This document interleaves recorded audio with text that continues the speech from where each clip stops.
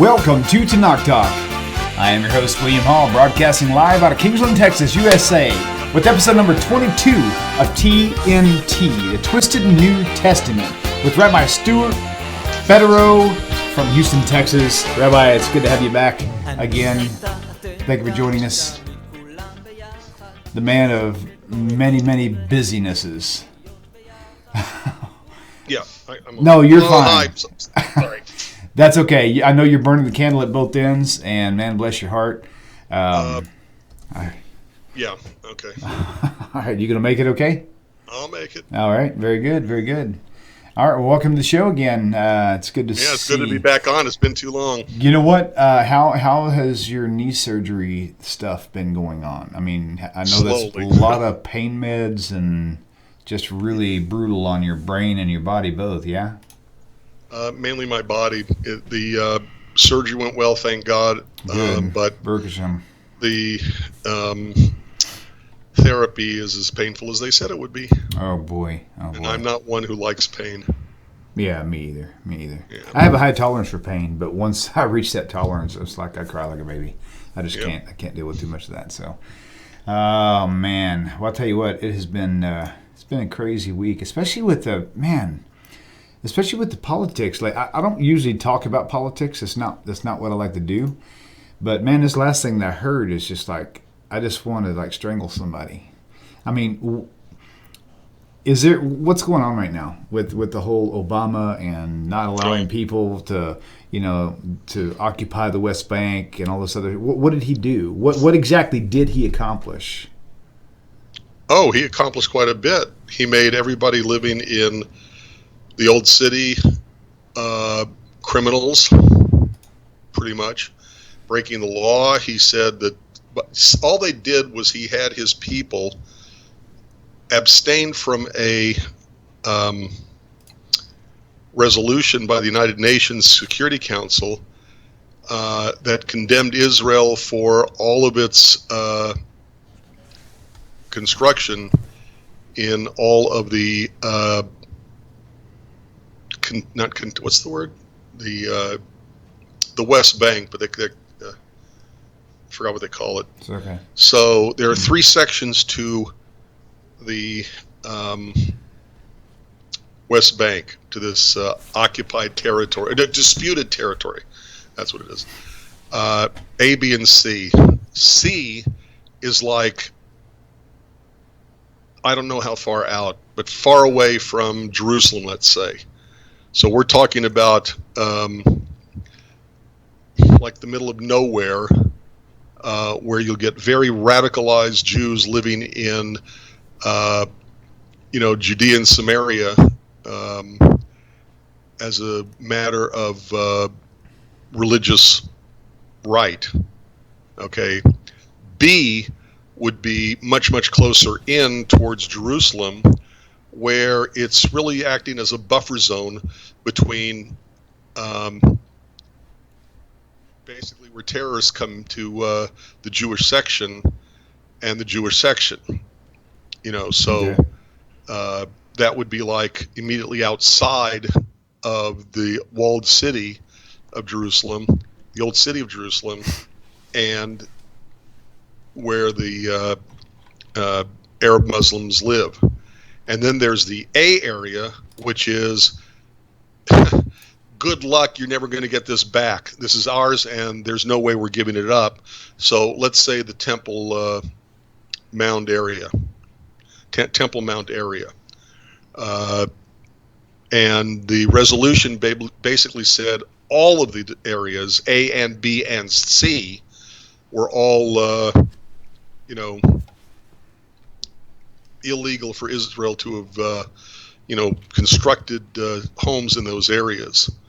And which you can get on the internet, by the way, you can find it, I did, actually read the entire resolution. It's A,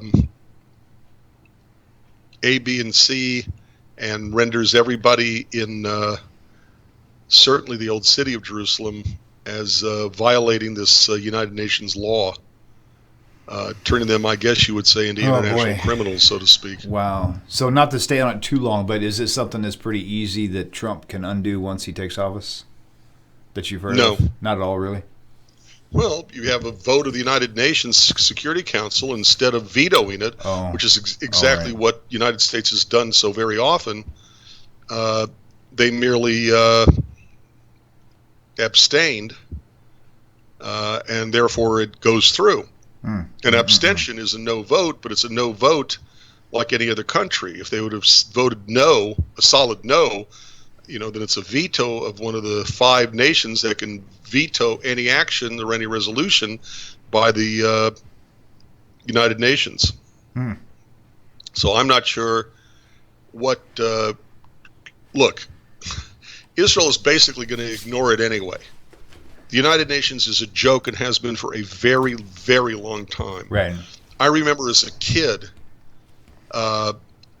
trick-or-treating for UNICEF, United Nations International Children's Emergency Fund, up until, I don't know what, college, having on-campus booths, donate to UNICEF, help children for Halloween, and then finding out what the United Nations International Children's Emergency Fund was doing is that they were buying supplies and food and all these other things for the children and for the Arab-Israeli conflict, shall we say. They were giving all the materials that the United Nations purchased for the children to the Palestinian Liberation Organization, the PLO terrorist group, and instead of the PLO handing it out, this is from the United Nations, they were handing it out as PLO. So all these hungry children see themselves being fed at your expense, William, okay, and U.S. taxpayer money, plus donations from U.S. citizens to UNICEF, paying so that PLO can look good to the children. Wow, that's pretty. And from that point on, that for me that was it. That was it. For UNICEF and the United Nations in general, I knew that it was clearly ineffectual, whatever word you want to use. Well, okay, let's get off of that train then, because otherwise I'm just going to want to start screaming at that. Yeah, me too. Bad news. Okay, I'm putting it. But it shouldn't be surprising to anybody if you take a look at the last 30, 40, 50 years. Right. Yeah. If you take a look at history, the League of Nations was a great idea, and because the nations that really had the power used their power for good, okay, there were some things that they did that was actually pretty good. But when the League of Nations became the United Nations, the major powers of the United Nations started becoming weak and ineffectual, impotent and useless. Then the United Nations basically became first a communist rubber stamp, and now the same thing for for terrorism all over the world. It's a sad state we're in. Yeah. All right. Well, it's time for a good transition. So, ladies and gentlemen, if you don't know it yet, you need to go check out Rabbi's book. You can find it at whatjewsbelieve.org or on Amazon, Judaism and Christianity, A Contrast. That thing disappeared just as fast as I put it up there. I need to put that like this. Yep. Yeah, there it is. I'm going to put it up again because it actually had a time limit on it. And there's so much writing on there you can't read it all.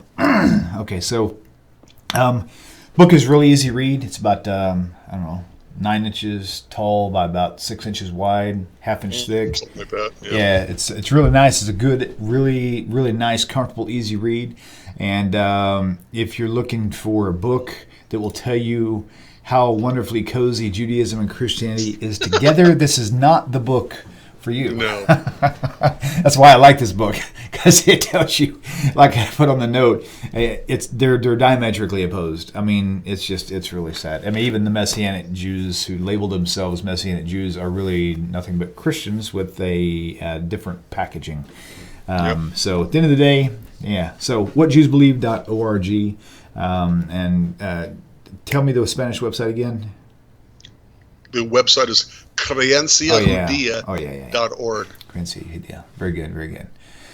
Okay, well, awesome. Well, the phone lines are open, 855-95 Bible. It's 855-952-4253. Please do call in with your questions. Otherwise, Rabbi and I will just talk about what pleases us. Hey. Yeah. William, where'd you go? Are you still here? I'm still here. Can you hear me? Yeah. Okay. Can I tell you about an interesting little incident we had at my synagogue Friday night? Certainly.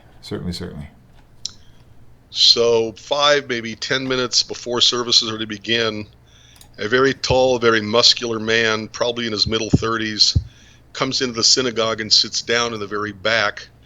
And a member of my synagogue, who is the co-vice president of ritual, as we call it, acts as gabbai for the Torah service and stuff on Shabbat, on Saturday mornings, sees that he is not wearing a yarmulke, goes up to him and says, sir, you were supposed to wear a yarmulke. And the guy says, well, no, there's nowhere in the Bible where it ever says you're supposed to wear a yarmulke. Ooh. And, the Bible actually says the men are not supposed to have their heads covered. Oh, New Testament Bible. Yeah. So right. He's belligerent from the beginning. I think it's in Corinthians or something like that. And he says, and I'm here to ask a question. So the guy who walked up to him to tell him about wearing a yarmulke, basically questions get referred to me. And I'm sitting up front, in front of the pulpit on the floor because of my knee surgery and everything. I'm not going to stand. And he starts walking up to me, which also should have been a red light, but my head. Sure. So he said, do you believe in the second coming of Jesus? And I said, no. And he said, are you sure? And I said, yes. And he starts in on Jesus and whatever. And so he didn't come to ask you a question. He came to teach. Of course, exactly. That's how they all come. Nutcase. Yeah. I swear to God, there's a sign on my building that says nutcases enter here. That's funny. It's some sort of sign that only nutcases can see, because if I knew it was there, I'd pull it down. That is funny. Wow. He says, do you know how many Christians have died defending because of this Bible? And he points to his Bible, and I said, do you have any idea how many Jews have died for their religion? No. And he said, well, they didn't die for their religion. They died because they weren't obeying the commandments. And he says, but I'm going to pray for you now. And in the aisle, right in front of the pulpit area, he gets on his hands and knees. Oh my gosh. Right. And at that point, two of the larger, thank God, gentlemen in my synagogue basically say, you're not allowed to pray here. Get out of our synagogue. Good for them. And in this case, he actually did it. He got up and he starts walking out, and they started escorting him out. And he says, he's giving them flack. And he says, do you think you could take me? Do you think you could take me? Oh my gosh. By the way, is a threat. That's the Jesus he serves. Okay. And interesting. He's a nutcase. Yeah. And we get them. We get them between Christmas and Easter season every year. 5 months of the year, and the other 7 months we don't get them at all. You need a Harry Potter's cloak to cover your synagogue. I'm telling you something. Okay, let's take this caller. Caller, welcome to the show. Please tell us your name. Where you're calling from. Am I on? You are live. You are live. Oh, hello. Thank you. My name is Marilyn. I'm calling from Seattle. Hi, Marilyn. Welcome to the show. My brother's in Seattle. Oh, it's very rainy here. Anyway, the reason I was calling was I've taken an interest lately in really studying the Bible, reading it very carefully. And I've understood from some people that it's very, very difficult to get in translation, in English translation, or I'm sure in any translation, anything close to the feel that you would get reading it in Hebrew. And I don't know biblical Hebrew or modern Hebrew. So I wondered what the rabbi's recommendation would be in terms of a translation that would get closest to that. And I wondered what he thought of the Fox translation that's in the works. Yeah, I think he's put out two. Everett Fox, two volumes now. Very, very different and very kind of compelling language, but I wondered if that gets close to the spirit of it. Let me tell you first and foremost that there's an Italian saying about people who translate languages, and that is a pun. It's called traditory, and it's spelled differently between the two words, and I'm probably mispronouncing them both, but it basically means that the translator is a traitor. Oh, interesting. Yeah. And I don't really care what translation you look at, it's wrong, because it's going to be heavily influenced by the person who is doing the translation. And a lot of times any translation will tell you more about the translator than it will actually tell you about the Bible itself. That's a great point. Yeah, that's a great point. I know you're not going to like this, but my real strong suggestion is go to the JCC, go to the local synagogues, and take a class in biblical Hebrew and do your own work. But barring that, the Fox is good, the Art Scroll is good, what's it called? I'm really bad with remembering names. It's the Jewish Publication Society's Tanakh, right, or something like that. It's the newer translation. I'm telling you, though, every single one of these translations, maybe I'm too exact, maybe I'm too demanding, maybe I'm too snobbish, but personally, I find mistakes in all of them, things that I don't like about each one of them. Okay. Oh, I have no doubt that's true, but I'm 66 years old. I understand. I'm 63. Believe me. Let me make another suggestion, and that is to do the following, and that is not just get one translation, but get at least two and maybe three translations, so that when you're looking at a passage you're interested in, you look at every single one of the translations and understand not to take any one of them literally, not to take any one of them as a verbatim, word for word, perfect translation, so that every time, let's say you're reading Genesis chapter 1 verse 1, just the first verse, okay, you get a sense of what it means by reading from one translation. You get a sense of what it means by reading a second and by reading a third. And by understanding the sense of what it's trying to say, you'll have a pretty good idea of what the Hebrew is actually saying. But not to take any one literally or as if it's a perfect rendition of what the Hebrew actually says. And just try to approximate it that way. Exactly. To understand what is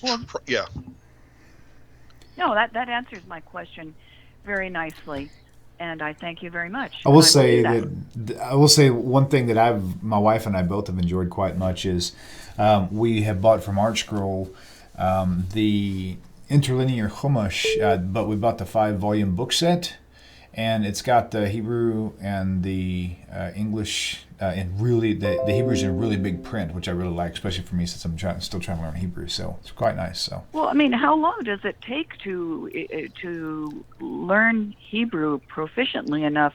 Okay, every single year, the Bureau of Jewish Education of the Houston Federation has a one-day program called Yom Limud, Day of Learning. And every single year for 18, 20 years, I forgot how long I've been doing it, in the morning from 9 o'clock to 12, I have my class every year for Yom Limud called Hebrew Jumpstart, Learn How to Read Hebrew in 3 hours. And I'm telling you, in 3 hours, actually one, it's a lie to say 3, but in the first hour, you have learned every single consonant and every single vowel, so that you can sound out any word in the Tanakh. Okay. If you got the vowels and the consonants and the vowels. Translation. Okay. If you really stuck to it, if you really did it, you could probably have it down really, really well inside of 2 months. And the book that I would really strongly urge you to get, and for this I'm going to have to stall before I can find it, but it's called EKS Publishing. Did I spell that? No. Publishing. Okay. EKS Publishing. There you are. Nope. Nope. Wait a minute. Oh, come on. Here it is, EKS Publishing Company. So it's ekspublishing.com. And the book I'm referring to is called The First Hebrew Primer, 3rd edition. Okay. And the comprehensive grammar that enables beginning students to master the language of the Bible. Okay. And it's meant for people to do alone, although I use it for any kind of Hebrew grammar class that I teach, and I really try to avoid teaching Hebrew grammar because I can teach somebody to read, to pronounce the words in 3 hours. Translation, I'm really not a good teacher of because I don't understand why people can't understand what to me is obvious. But I'm not a good language teacher. But this is written for people to learn on their own. So. The Adult Beginner's sounds great. Path to Biblical Hebrew is the subtitle. Okay. The First Hebrew Primer, 3rd edition. Well, thank you very much, and I appreciate your time, and sure. I will try that. Wonderful. Absolutely. Thanks for your call. Thank you. Awesome. Bye-bye. Awesome. All right. There's a caller trying to ring in. I don't know if they keep calling back or if that's just the way call waiting is just letting me know they're still there. We'll find out. I will play. Let's see if there's a long enough message here. There it is right there. Let's play this message, Rabbi, and see what it's all about here. So far, nothing. Let me skip on down. No, okay, let's try this one then. Same phone. Oh, there we go. That's them the calling. person, yeah. Hello, welcome to the show. Please tell us your name and where you're calling from. Hey, Will, this is Hank. How you doing, sir? Hey, Hank, how are you, man? I seen you were calling. Sorry, I'm not sure how to deal with call waiting on this new system, so. That's okay. I just kept calling. Anyway, listen, the question is, what is the difference and why is the fasting not as significant in Judaism as it is, that we all know about through Isaiah 58, and we tend to do it more or put more emphasis on it, and it seems like it hasn't. I listened to two, three different rabbis, and there's not really a big emphasis on the fasting. Is there a reason for that? Or wow, really? I've heard just the opposite. Yeah. I mean, when I was a Christian, I'm not sure. When I was a Christian going through churches, people would talk about they're going to do a fast and stuff and the Messianics, but it wasn't until I left the church until I heard about all these fasts that the Jews actually observe. And so I'm not sure. I've never heard that spin on it before. Rabbi, have you heard anything like that? Well, I know that there's a bunch of days of fasting, and traditionally there are some rabbis who suggested that, I forgot which day of the week it was, is that not on Shabbat, but on other Thursday, I believe. I can't. Yeah, that a person should fast. Mm-hmm. But Judaism has never really been into self-deprivation. Judaism really hasn't been into emphasizing any kind of asceticism or. Judaism kind of looks at life as such a gift from God, and not to engage in life is like insulting God for giving us a gift you reject. And I'm not saying that there aren't, these strains of ideas in Judaism, like I just said about one day a week you should fast, that some rabbis have said, but by and large, There's like, for example, I remember it's not a midrash, I don't know what to call it, but it's where in not only are we supposed to explain to God when we die why we did do what we were not supposed to do, we are also going to have to explain to God why we didn't do what we were allowed to do.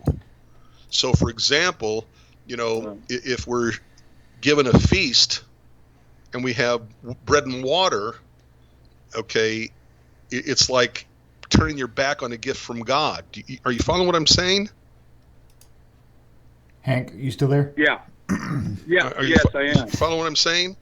So I just don't think that the basic thrust of Judaism is going to have this kind of the body is bad and we're bad and everything's bad and the world is bad and we're sinners and we're broken and we're this and that. that Christianity certainly has, and I don't think that we're going to have this this same attitude. I'm not saying it's not there. I'm just saying that by and large, that's not how Judaism, moves. That's not how Judaism as a system operates. Now, that's just my. I must tell you, Hank. I must tell you that that's also just my initial response. I know, of course, as I said, that there are some rabbis who will suggest, fasting one day a week, not on Shabbat, but one day a week. William says it's probably Thursday, and he's probably right. But just by and large, Judaism doesn't go into this self-denial, flagellate the body. The body is bad, the soul is good, the body is bad kind of attitude that you get certainly within Christianity. It's like it's more of a corporate fasting, not a personal fasting. Yeah, exactly, right? Because you've got numerous fast days that memorialize, Tisha B'Av, the destruction of the temples, the Spanish Inquisition, there's just a laundry list of bad things. You've got the fast of me and names. Give me a second. But the point is, you've got fasts that happen. What's his name? I can't think of his name. About once a month. It seems like, isn't that right? Isn't there about a fast? Starts with a G, Gimel, and a fast. Whatever. Numerous fasts during the year. Okay, which memorialize historical events. Yeah, sure. Right. But I kind of felt that, and then I think that probably the personal side of it would be if you really had to press in with the Father to do a prayer of some sort or something, that you may fast for a little bit so that you can kind of bring yourself, I guess, a little bit closer to pray the halakha or whatever it may be. But I think that probably, yes, you're right, just following the fasts that have been designated and not kind of get too wild with it and run away with it like we've been used to in the church and in the Messianic. So I think it got kind of lopsided. And that's because of a basic idea of a separation between the body and soul, and it comes really from Hellenism, like most things in Christianity, and the idea of the body being bad or evil, and you have to deny the body, and that's just not Judaism. Right, and I Gedalia. And I kind of agree Who's with the first person who said that? It was Delane Davis. No. Yeah, Delane Davis, Gedalia. I couldn't think of the name. So there are numerous fasts in Judaism. I'm not saying there aren't, but by and large, the personal fast just doesn't. Right. Yeah. Interesting. Yeah. Hank, I just had to ask that because we're always confronted with people from the Christianity side where we live, and it's kind of heavy. So I just try to be kosher with them and just say, yes, it is to a point, but it's not something that's, so demanding or commanding, and you just have to do, what you feel is right with yourself and not getting into too crazy a belief. Because I know there's a lot of pastors out there, TV pastors, that say all this, and it's caused such confusion with the people. So I kind of felt that. I just thought I asked that because I knew you were going to be on tonight. And so I figured I'd better call in and just ask the question in case somebody else had the same thought. Yeah, that's appreciate it. So you guys take care. Hey, thanks for calling in, Hank. Good to hear your voice again, man. And just to further that idea, Rabbi, one thing that to me seems like it may stand out is that whenever, because the church has rejected the Torah, it's like they have all these other things that they make super important, that sort of helps them rebalance themselves to make them feel like they're still holy. And I know it probably sounds tacky, but that's the best way I can put it. I mean, they accuse Jews of doing, praying prayers of repetition, and all this other stuff in a negative tone, like it says in the New Testament. Vain babbling is what the New Testament says. And of course, the Christians think they're talking about the Jews and their prayers because there's a lot of repetition. And they don't realize that most of what they do is based on their own traditions, And so when they got rid of all of Torah, now they've got to have something to establish themselves as holy, not only just holy, but holier than the Jew itself. So it really gives them better ground in their own eyes when they can critique others for not doing enough. Right. You know what I'm saying? So. Okay, very good. Well, phone lines are back open again. Number 855-952-4253. If your phone rings, please leave a message because I can actually play back messages on here. So if we miss you because we're talking with somebody on the phone, just leave us a message. I'm watching it right now, and in between calls, I'll play your message live so we can get your question on air. Okay, so, all right. Wow. Let's see. In fact, I saw one here. I was going to play, and then the phone rang. You know, William. Yes, sir. I'm remembering some things now that we've, thought about it. About fasting. I think when a parent dies, okay, if you had a nightmare and to make sure it didn't come true, there are other reasons for fasting, but I don't know. Just instinctively, I'm not sure how much they were. Right. Followed, that's all. So anyway, whatever. Okay, cool. I'm going to play this and see what we have here. This is a different number, I think. Let's see, where'd it go? Right here. Okay, here we go. That's funny. I think a lot of people, when they try to leave a message, they don't know that it's actually the voicemail recording them because I don't hear anything on that one.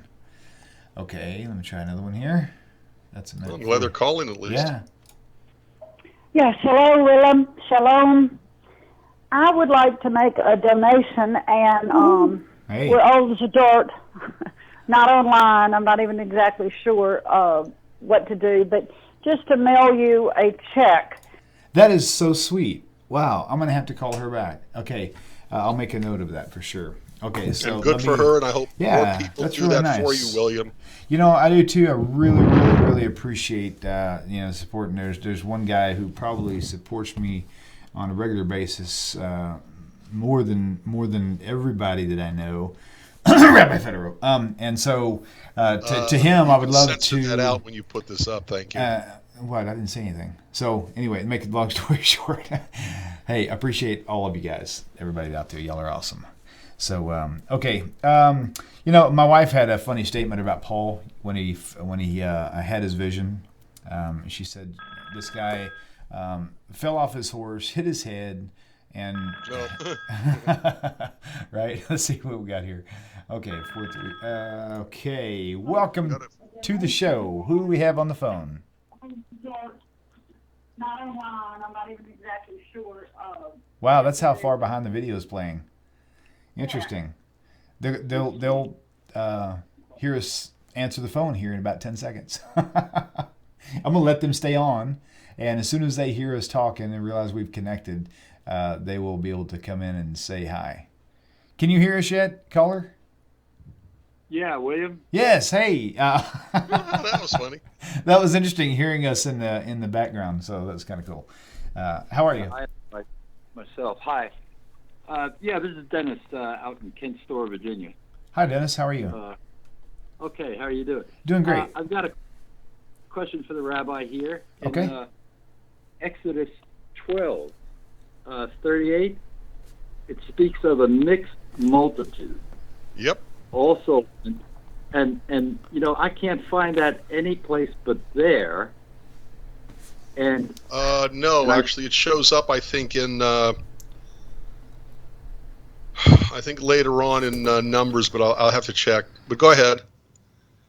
Yeah, what do you suppose that is? I see it mixed with herds and livestock and things like that, and I'm wondering, because I know in the church and all that they teach that this was the what was the verse again? 12 what? 12:38. Exodus 12:38. I'm sorry to Okay. put on screen for you too. Yeah, Erev Rabbala Itam. Okay. That's usually the translation given for what you could also translate as the almost great. And okay, let's say you're an Egyptian. You're an Egyptian. You're not a Jew. You're an Egyptian, And all of a sudden, you see the signs and wonders. You see every one of the 10 plagues. You kind of get the impression from that maybe the Jews are right, and that maybe God is really the God of Jews. And you kind of think that maybe you should throw in your lot with them. And so the mixed multitude, the Erev Rav, is the group of Egyptians who were not descendants of Abraham, Isaac, and Jacob, but who threw their lot in with the Jews as they left Egypt.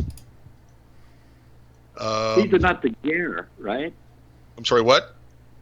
This is not the Ger. No, it's not. I was right. It's also found in the book of Numbers, chapter 11, verse 4. Okay. And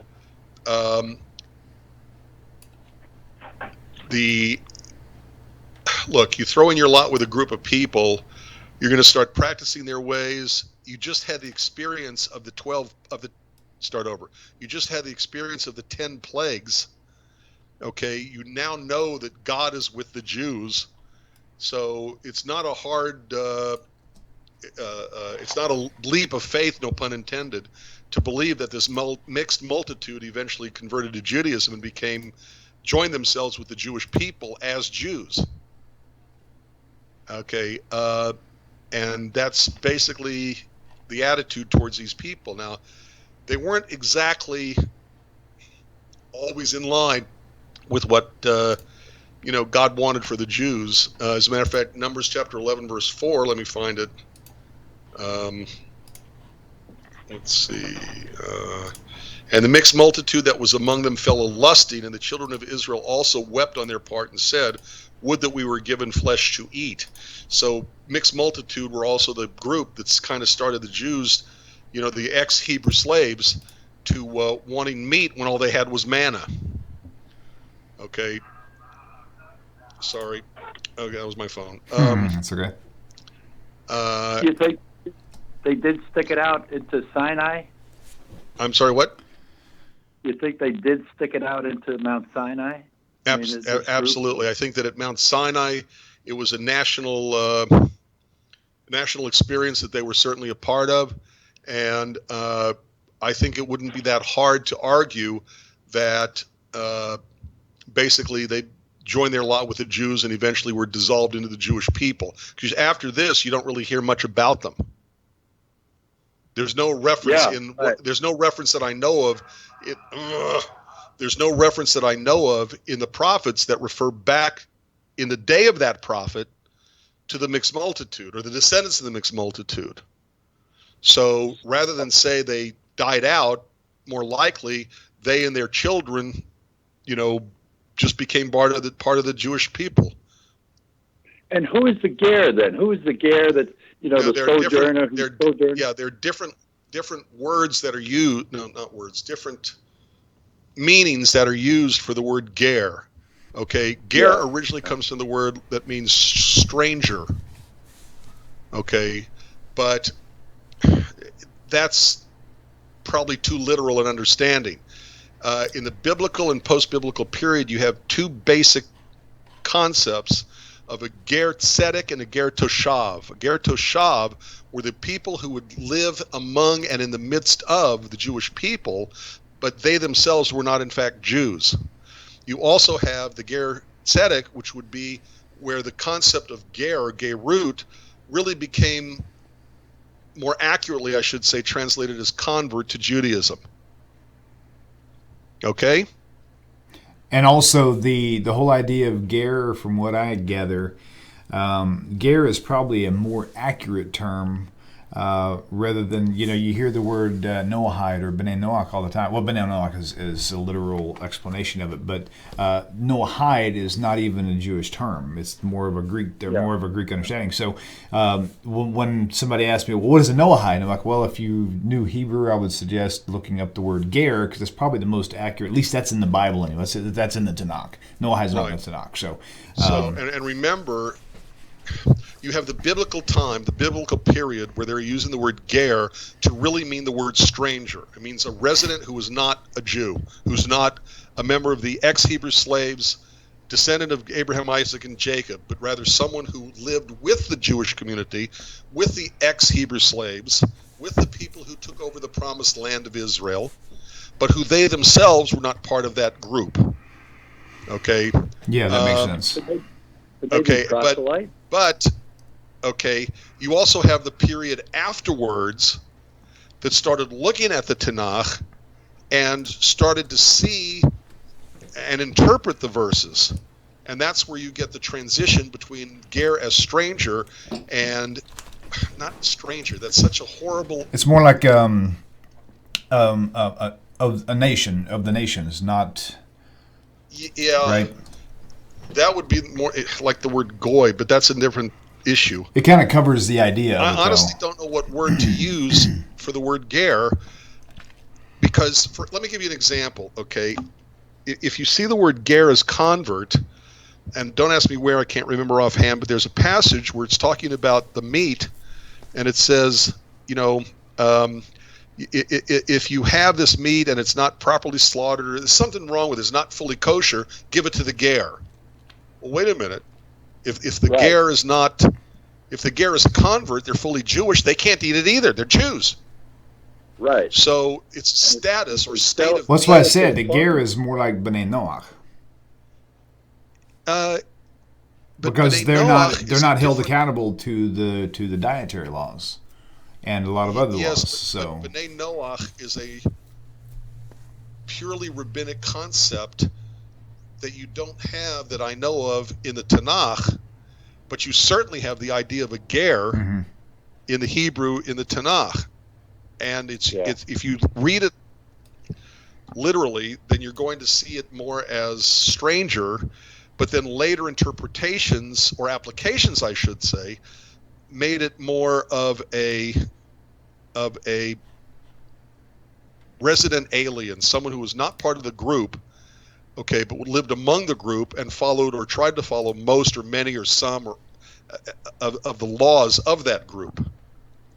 There's an analogy which is not a perfect analogy, and I've got problems with the analogy, but you think of the Jewish people as a family.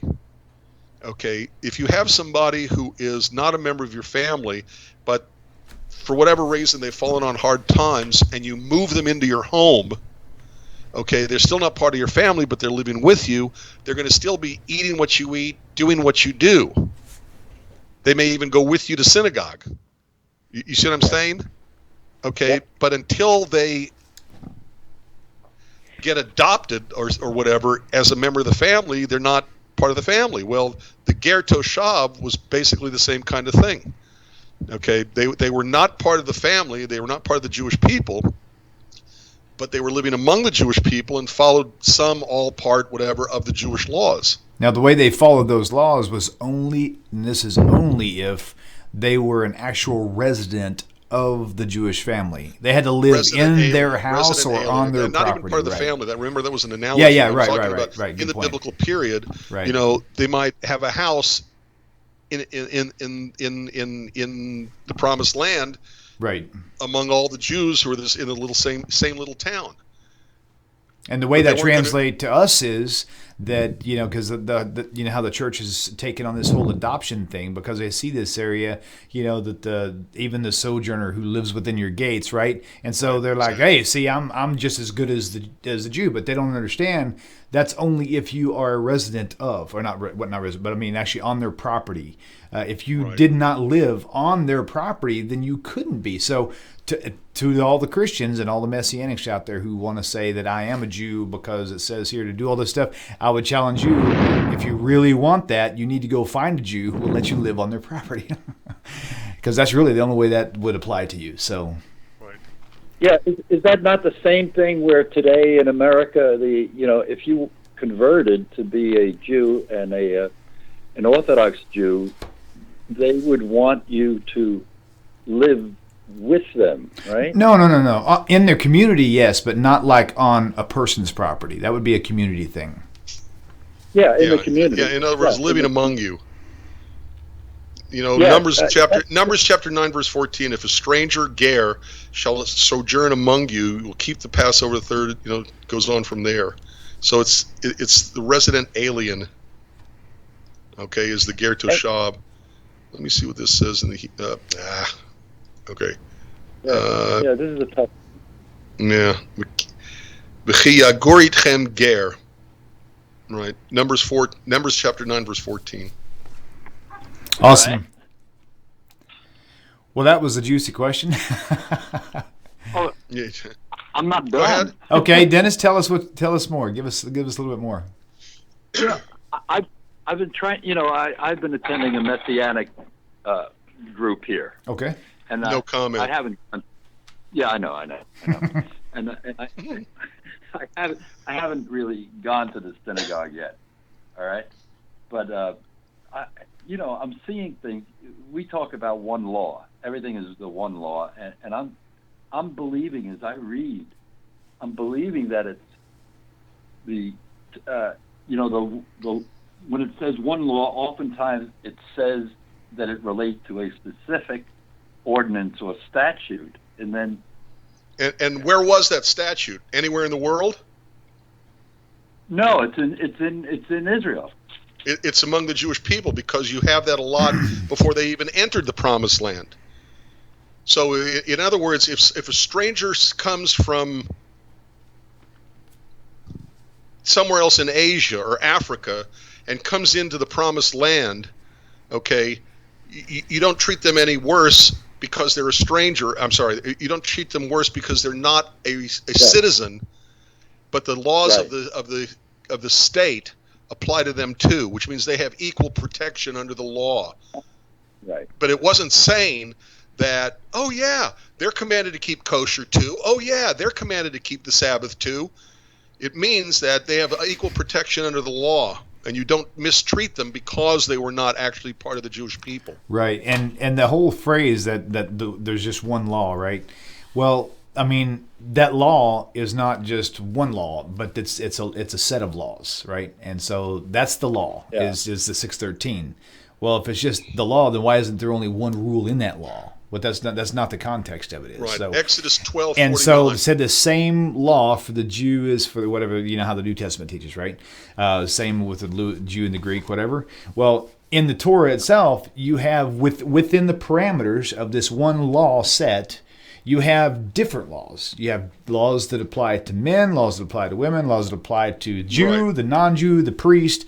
So which law is it if they really want to say it's just one law? No, it's not that. It's just that the laws for the ger, or the Noahide, or however you want to do that, is inside that little cute little square that's called the law. It's inside there. Different guidelines for different groupings of people. And it also means that while living in the Promised Land, okay, you don't mistreat them because they're not part of the homeborn group. Right. Exodus 12:49.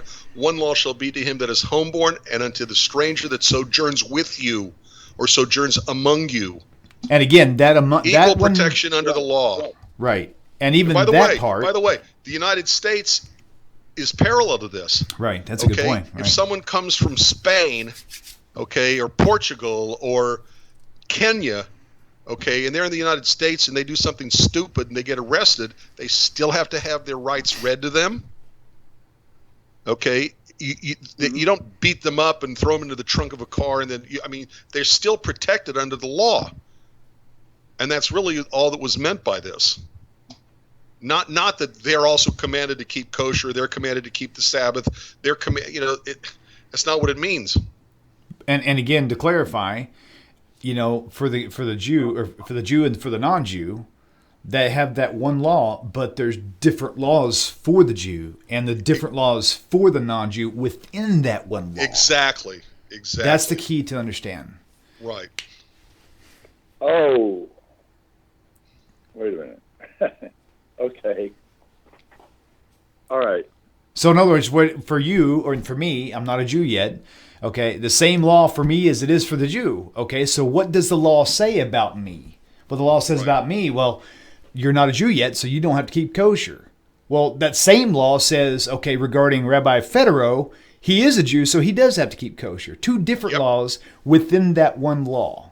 Exactly, but the laws of China don't apply to the laws of the people of Israel. It's one law. Here's the body of law right here, okay? And in that body of law right here, it covers anybody who's living in the with the Jewish people. But everybody has still the rights under this law, and that's all it's saying.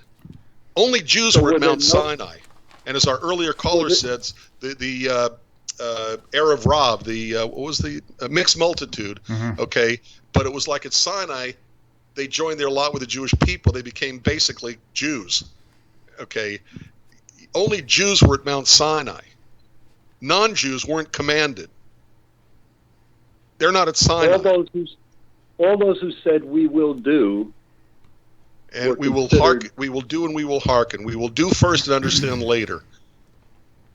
But all those people who said Na'aseh v'nishma, we will do and we will hear or listen, okay, were Jews. Christians weren't at Mount Sinai. Pagans were not at Mount Sinai. Yeah. Heathens were not at Mount Sinai. Jews were at Mount Sinai. Jews are the ones who were given these commandments. And some of those commandments in the Promised Land are regarding people who aren't Jewish, who still get certain rights and privileges, even though they're not part of the Jewish people. One thing that will help, too, is when you're reading the text in the Scriptures, in the Holy Tanakh, anytime it specifically says, speak to the children of Israel, that's exactly who they're talking about. They're not talking about the ger who thinks that they've been grafted in. Let's talk about those who are literally B'nai Israel. That's specifically the Sabbath day. Only to the Jews that's speaking to. Only to the Jew. So, William and Stuart, can I call you Stuart? Is that okay? I can't hear you. So, hello? Go right ahead. You're all ears. I mean, we're all ears here for you. Okay. So the people who came in, the ger, who were the travelers who dwelled in and amongst the Jews, they had these rights, but what responsibilities did they have? The 7 laws of Noah, basically. Well, they also had certain... All humanity pretty much is going to be held accountable to that. Yeah, they also had the responsibility to respect Jewish law for the Jews, too. Mm-hmm. In other words, they're not going to... Oh, can I borrow your oven? I have to make the ham for Christmas. They can't do something provocative to a Jew to get them to sin either. So right. Yeah, that makes sense. Okay, all right.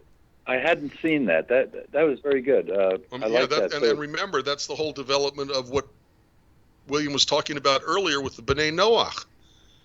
Judaism believes that non-Jews have a covenant with God too, and that covenant is what's the word? Is the characteristics of those laws is to obey 7 laws of Noah, which is more like 65-ish. No. Well, it's developed. It's more like categories, and you develop explanations, better explanations under it. So if it says "Thou shalt not steal," well, it also means, stealing in what way? I see something on your desk and swipe it.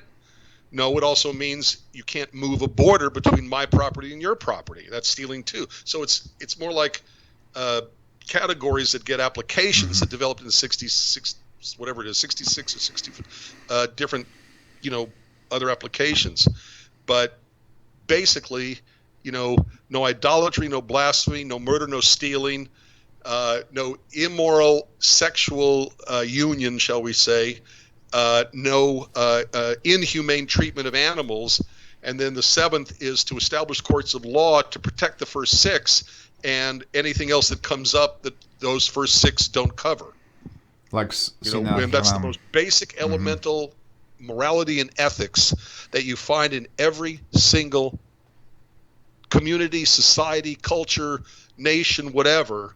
Murder, stealing, humane treatment of animals, illicit. These are the most basic elements of ethics and morality that you find everywhere.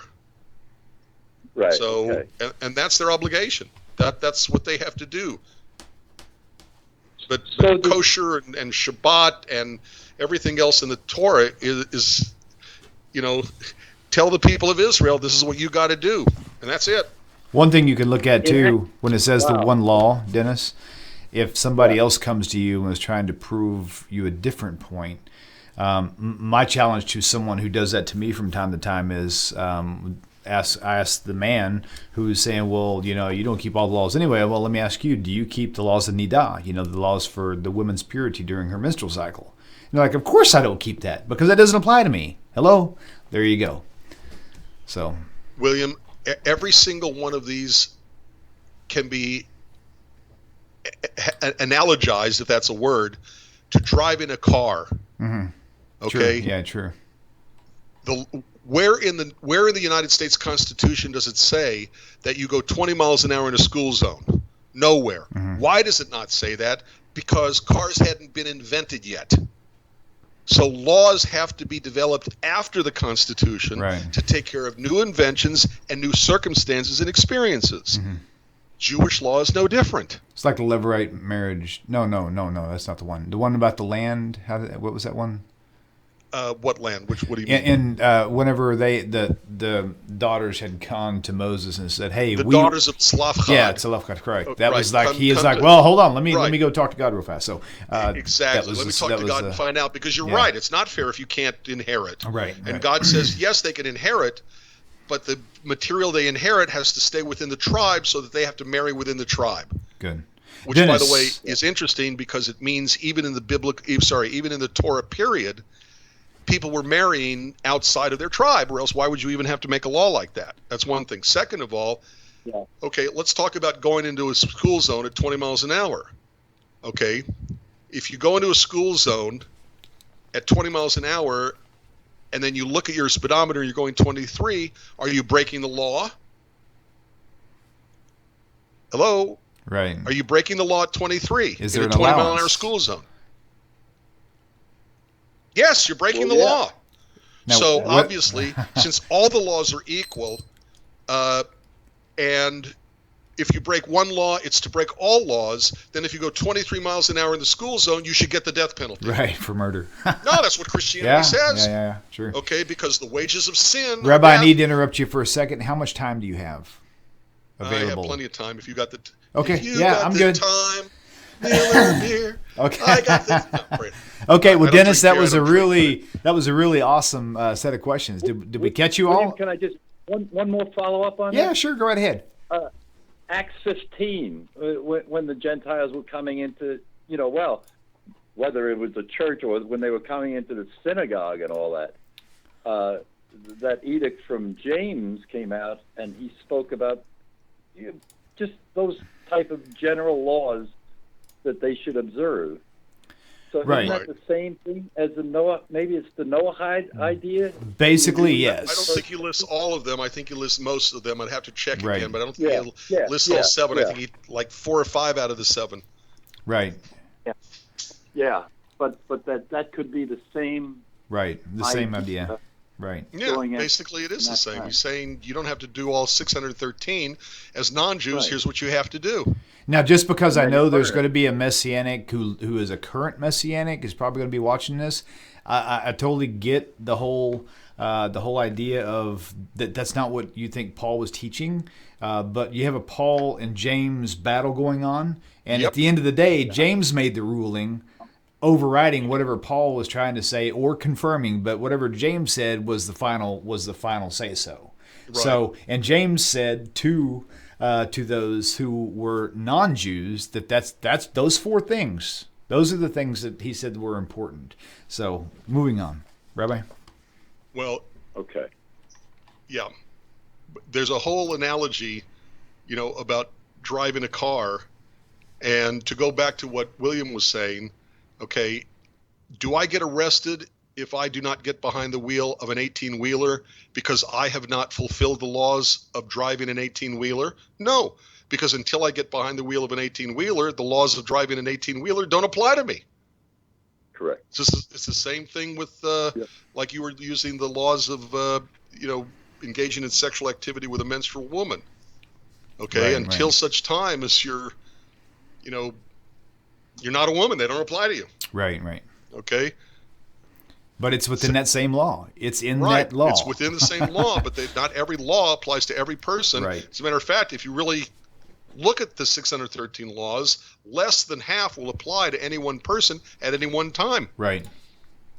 Beautiful point. I'm a Levite, not a Kohen, and so the laws of being a priest don't apply to me.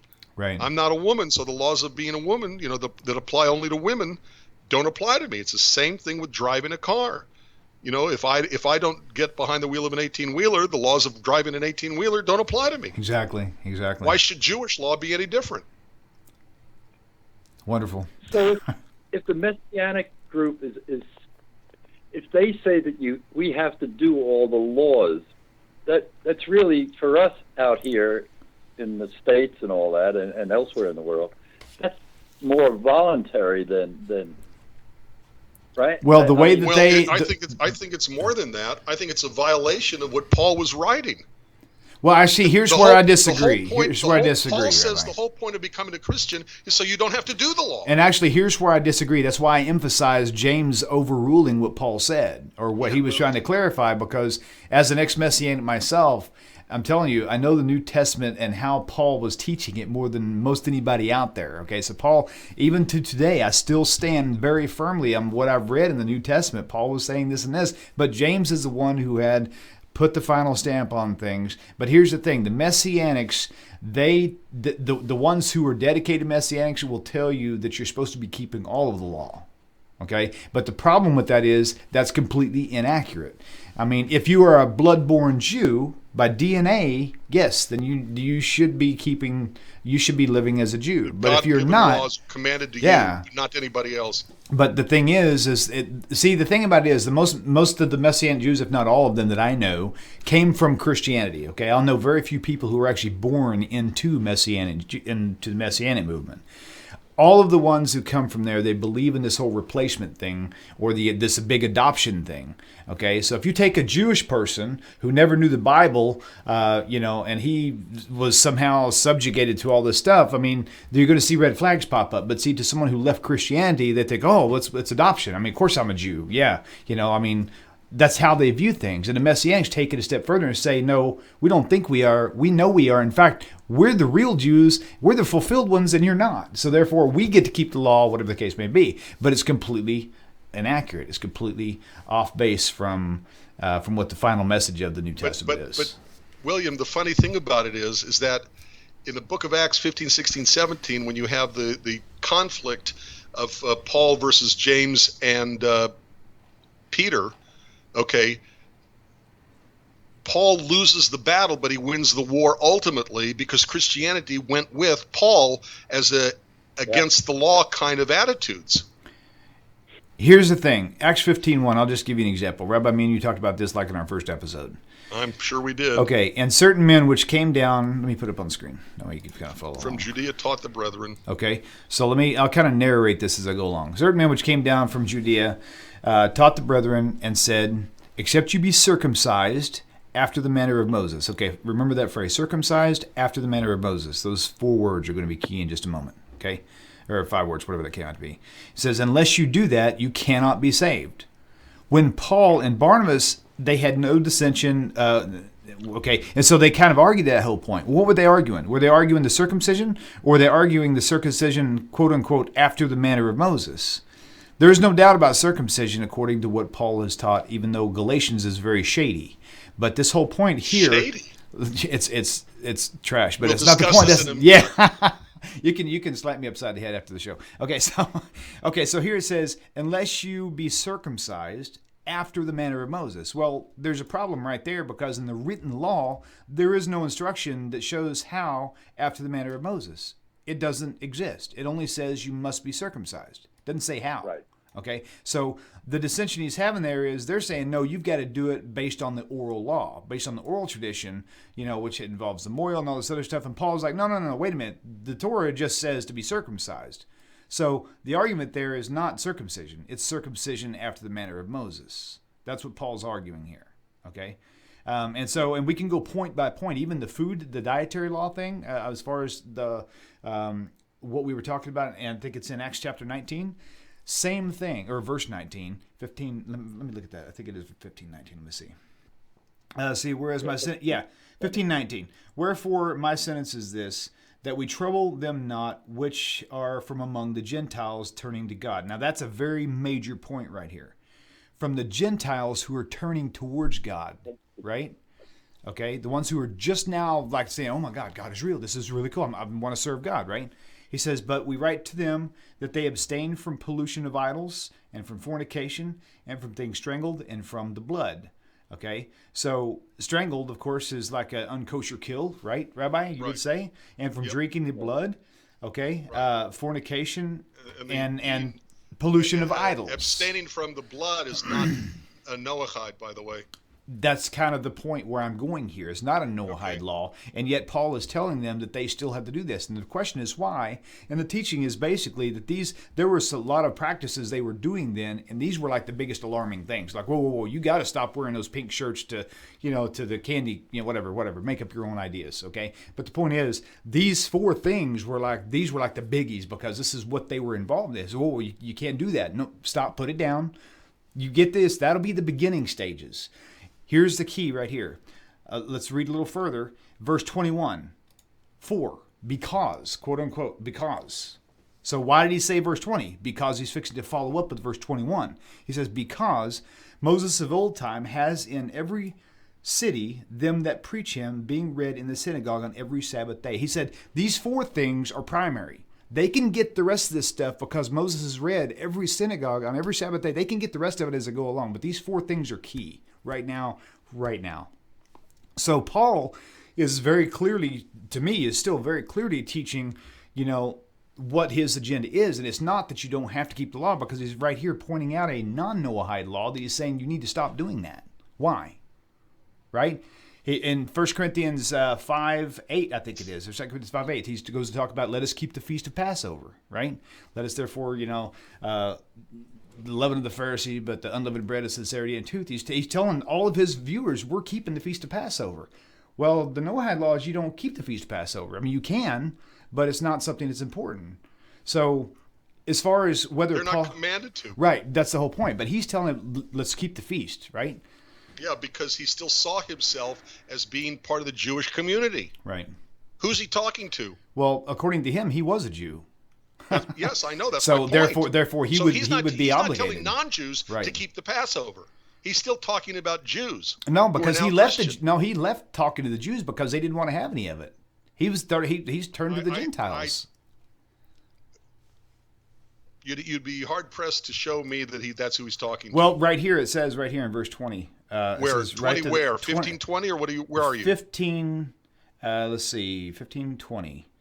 But we write to them that they, okay, hold on, let's see. 19. Wherefore my sentence is this, that we trouble not them which from among the Gentiles, not from among the Jews, but he's still dealing. He's dealing with Gentiles here. Right, but he's gotten stuff wrong before. Oh, of course, yes. From blood. When he mentions the from blood, okay. Exactly my point. I'm sorry. I think he's just simply made a mistake. Okay, and he may have. But we're talking about what the text says. In basic Christianity, which is not messianic, quote-unquote Judaism, okay, the basic concept of Christianity is throw the law out. The New Testament replaces the old law. I agree with that, but that's not the view of Paul. The interpretation of Paul up until a very modern period, up until about the past maybe 10 years, and it's called... I would say probably more like the past 50 years. No. I'm talking... No, it's a... It's a new scholarship to justify Paul, and it's called, I can't think of the name of it. But up until this modern, even if it's 50 years ago, Christianity has always seen itself as I totally agree. The law is a curse. Right. The purpose of the law is to teach you cannot keep the law. The purpose of going 20 miles an hour in a school zone is not to save the life of a child. God forbid he gets hit. It's only to teach you can't keep the law and go 20 miles an hour. That's the only reason the law was given. Now, to teach you can't keep the law, so you need the judge. Now, as a challenge I'll put out there to anybody, including my friend Dennis on the phone and Rabbi in front of me, name any verse that Paul said that he tells you specifically, not even specific, generally, that you don't have to keep the law, and I'll show you in context using another verse why that's not what he's saying. Fine. That's the point. You know what I'm saying? But Christianity in general, Galatians, of course. Galatians 3:25. Galatians chapter 3, the law is a curse. Okay, hold on. Let's go a little further. And if you become a Jew, then you have to do the stupid law, don't convert to Judaism first. Avoid doing the law by going straight to Christianity. Okay, Galatians 5. Let me check on something 5:8 real fast. I'm on the wrong chapter. Hang on. For as many as those are under the works of the law are under the curse. For Now, it's written, now "Cursed there's is your everyone context who right believes not all there. these things written. But that no man is justified by the law. Whoever said we were Now- justified now- by the law now anyway, check this out. The man's an idiot. Now listen, check this But out. that no man is justified by the law on the side of God is Okay. evident, for they shall live by faith. Okay, now So he's telling you context. faith saves you. Not keeping Context. the law when Judaism never said Okay. keeping the law Now was watch. a way to be justified. Now watch. I'm going to show you something. Okay, the context of that is the curse of the law. What is the curse of the law? It's not the law itself. It's death. Death is the curse of the law. So he's saying so death. if I steal, I get the death penalty. According to him, sin deserves death. It's bloodshed. That's how the New Testament But is. he's Now, wrong on now all hold counts. on. But that's not the point. I'm telling you William, what's he's written here. wrong on all Okay, counts. now watch. Show me Watch. where- Watch. show me Watch. where if I steal, I get the death Romans. penalty. It's not the point. Romans 2:13. Not the point. It's very much the No, point. not the point of what I was talking about. That's the point that you're trying to drive in. But I'm trying to follow you up to show you that verse you just quoted, that everybody Romans quotes, 2:13, I think it is. Let me see. Wait, 2. This is really cool. This is juicy. 13. Wow. Let me make sure this is Not the the right. hearers of the law are just before God, but the doers of Stop the law right shall be there. justified. Now, see what we just read in the other one was the opposite, right? But opposite based on Who what? said ever in Judaism that we keep the law to be justified? You're missing the point. Show me a place where it says. Let's go back to Galatians. The Galatians verse says that you can't be justified by the law, but Romans, the same guy, says right here, it's only by doing the law that you become justified. So he must be teaching. It's two totally different things he said. They're mirrored opposites. So one of them must have had a different context with This is it. what he did. Right? He changed his message determined by who he was speaking to. That's not the. I agree with that too, but the point is, were the Romans Jews? I mean, No, he wasn't writing I know. to Romans. My He was point writing is to this. the Christians of Rome. Okay. Just like he's not writing to Jews So- of Corinth, he's writing to the Christians who live in Corinth. So he's writing to the Christians in Rome. In Rome. Right? And he's telling the Christian, only by doing the law will you be justified. He's telling the Christians that.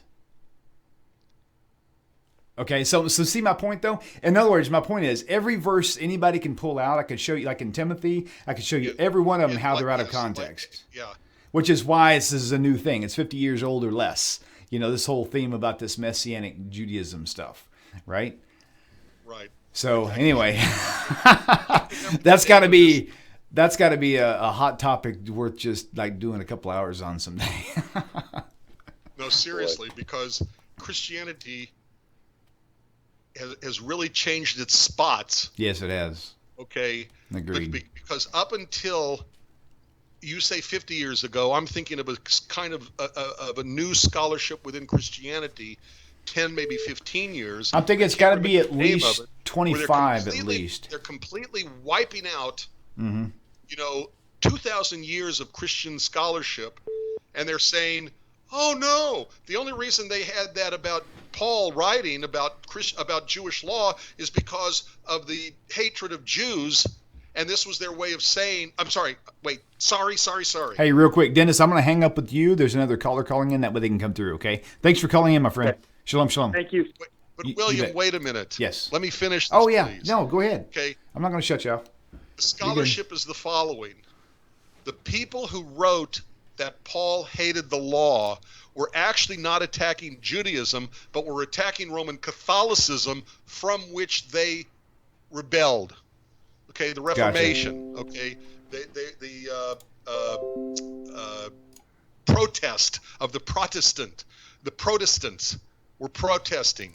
And what they were protesting was against Catholicism. And they were the ones who came up with this idea that Paul hated law because they were saying that really about Catholicism, not about Judaism. Bullcrap. Because you find the same concept in Roman Catholicism. Their interpretation of Paul is that the law is a curse. The law comes to curse you. The only reason for the law is so you know you cannot do the law, and therefore the purpose of the law is to teach you need Jesus. Right. So, antinomianism, the hatred Gotcha. of law, is a constant, consistent Christian attitude. And, sorry. That's okay. Drops the mic, walks off the stage. Right. Was that the next line after Yeah. he drops the microphone? Yeah. Now I understand some comments. All right.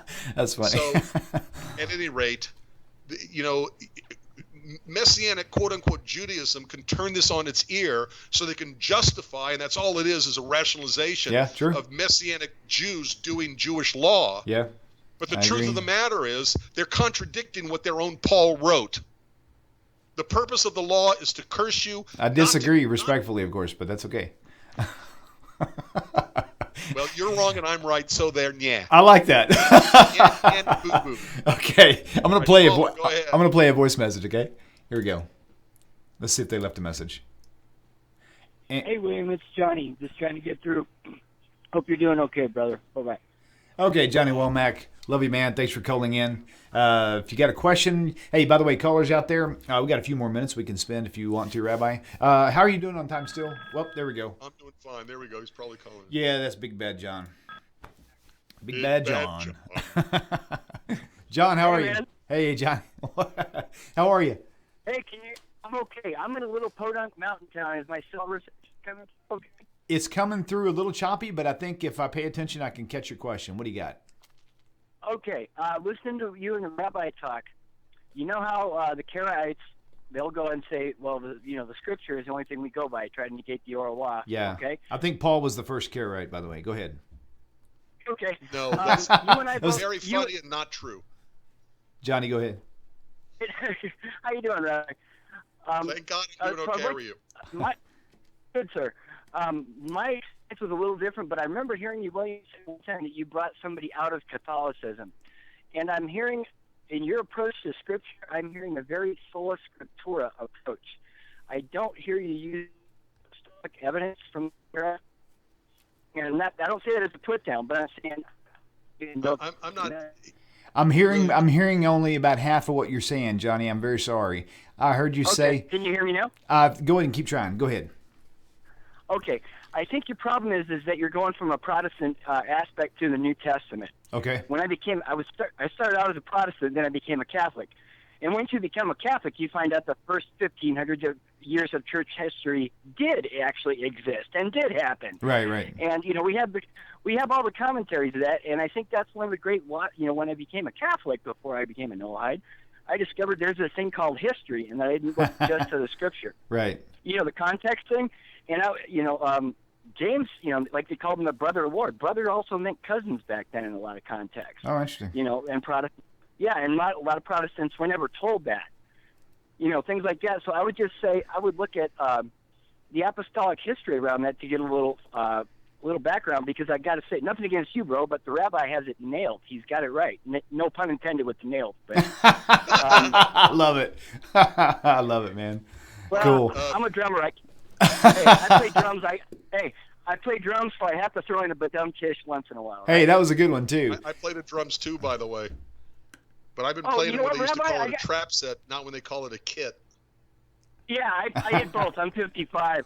I got to tell you, Rabbi, one thing. It freaked me out because when I started watching the lectures, and I saw the first one with you, and there was a Beatles picture on your back wall, and I'm like, you can listen to rock and roll? Oh, my gosh. I used to be called, in my younger days when I was a youth group advisor, the rock and roll for a rabbi. long time, before I became an old man, I used to be called the rabbi of rock. That's funny. I love it. That's great. Yeah. I used to do a prayer, for the students, and I would always tie it not to a biblical verse. I'm sure this is going to win me friends and influence people, but I used to tie it to a verse from a rock and roll song. Right. I would use the rock and roll song verse as what I would, use as a commentary and make into my prayer. Nice. A long time ago. That's funny. Absolutely. But hey, I appreciate all you guys do, and I'll shut up and let you get back to the talk. No, wait. Before you go on, Johnny, you said something about commandment, and I didn't hear what your question was. Oh, no, I don't think he had a question. When you guys were having your back and forth about, disagreeing over this passage you were talking about, and, James and what Paul was coming from, I'm saying you got it right, Rabbi. That's the whole thing Paul was teaching is break one law, you're toast. Period. And the law is a curse, and he believed that. Oh yeah. I totally agree with that. Johnny, I thought you said something about about a commandment, and I thought you said that I wasn't emphasizing some. I couldn't hear. No, I think he was talking about me. But Johnny, just to further up on that, I totally agree with what you just said. Yeah. But and see, that's the only way he could have taught, because if that was not the case, then there really wouldn't have been a need for Jesus. So for him to fit in the need for Jesus, he had to put in there, you sin, you die. And you need an atonement. So I totally believe all that. It's the other stuff that, like I said, I mean, I was a Christian for years before I became Messianic. And so I know what you're saying. Me too. I know what you're saying, and that's a really good point. I'm just saying and because in Judaism we look at not just Torah, we look at the oral Torah, and we look at all the history. I mean, as far as I understand, Rabbi, it's a mitzvah to remember your history, right? Yeah. Yes. Yeah, and as so a matter of fact, you could say that a lot of what Judaism is making sure we remember. Yeah, good point. Oh, I hadn't thought of it that way. That's something to really chew on. Thank you. So I'm just saying, within the context of New Testament history, William, look around what the Christians at that time actually believed what those verses meant. Well, we don't know actually, because the very easy. first Jesus. No. Well, in Jesus' time, there was no scripture. All they had was the Old Testament to go off of. There wasn't any new. Right, there wasn't Timothy. There wasn't. Yeah, there was only Torah. The law he's talking about is scriptural law. Now, if you're talking about post 130, then where things started canonizing after that, if that's what you're talking about, then I could see that. Then I'm talking about during the time all this stuff supposedly took place, not what the church adopted. That's not what I'm talking about. I know what the church adopted, and it was purely anti-law altogether. If you accept the law, then you're dying in vain or something. Or what do you say, falling from grace, if you will. So anyway. Well, okay, but I would also, tell that to a Catholic, because the Catholic can say because the Catholic can point back and go, I can point you letters back to what Christians thought about verses. It doesn't mean they were complete commentaries. Doesn't mean they're all right.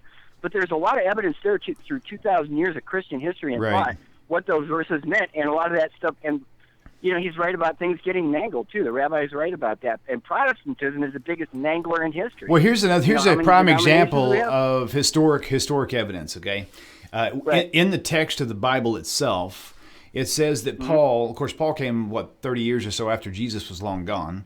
Okay, so after the great redemption happened, so to speak, Paul is still going to the temple to offer sacrifices. Paul went to fulfill the laws of the, what was that? I can't remember the name of it now. But the point is, in that time, regardless of what the church says, there's evidence within the scriptures itself that the law was still being exercised. You know what I'm saying? Right there, you went to the sola scriptura. You just fell into the sola scriptura rabbit hole. Okay. You did, and I'm not saying. What I'm saying is, if you want to, if somebody were to ask me, well, what's the state of, being a Noahide in the 21st century, I could pass on some things I'd know because I was there at the time. And if somebody said, well, I read a book, so by this book I interpret that what Johnny said isn't true. Well, I'm sorry, I was there.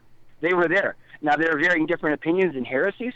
But my point is that we can look back in Jewish history and find that stuff out, and we can also look back at their history and find out what different writers, including New Testament writers, felt, what their contemporaries, how they viewed that. Well, from what I understand, there were no historians that even documented anything about Christianity that went back that far. Now, I do know that Catholics do claim to have historical proof on things, and I've actually challenged a couple of them who are not high up, but people who have been 40, 50-year diehard Catholics going into the whole priesthood and everything, and they make all these claims, but then they can't really produce any proof. It's something that they claim and they have this stuff. So. Well, you know what? That's actually not true. They can argue their point very well. It's not the point to argue. Oh, they did argue it well, but my point is they wouldn't offer actually proof. They did offer it very well. Well, but they just didn't offer any proof. I would disagree. So. Well, I'd have to disagree because I converted 24 years ago, but okay. Hey, that's okay. We disagree on the presidency too, but I still love you, man. Yeah, I love you too, brother. And Rabbi, nice to finally talk to you on the phone. You guys have a good night. Hey, you too. Thank you. It was my pleasure. Johnny Womack, call back anytime, my friend. We'll see you on the flip side. You, brother. All right, brother. Take care. Bye. Okay. Bye-bye. Okay, cool. Well, it is getting really late. If you want to go a little further, we can. My voice is getting kind of worn out. Y'all pray for me out there. Could use just to make sure I don't get under the weather. I got a little tickle here, and it's been bugging me today. So Anyway, so we will probably, with your permission, Rabbi, we may go ahead and do a wrap up here. Yeah, probably should. Yeah, I'm going to try to turn off Ring Central real quick because otherwise it will probably ring in right when I'm trying to get going here. So, so next week we'll be on for next week, Rabbi. Yes, you look like you're doing and feeling a lot better. Because the conversation made me feel better. Let's put it that way. I got my knees stretched out in front of me. As soon as I stand up, I know what it's gonna feel like. Well, just keep that medicine. Keep those. I am. Pain meds. There we go. That's what I was trying to do. Yep. Right? Absolutely. So, ladies and gentlemen, it's been fun. Rabbi, always love having you in the studio. My pleasure. Always is. Mine too. Good to see you again. Good to see y'all. Thank you guys for tuning in. We'll see you next time. Shalom, shalom. And Shavuot Tov. Yay.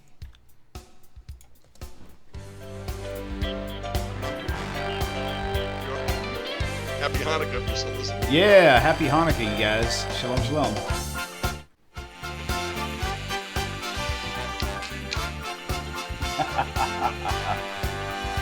Woo!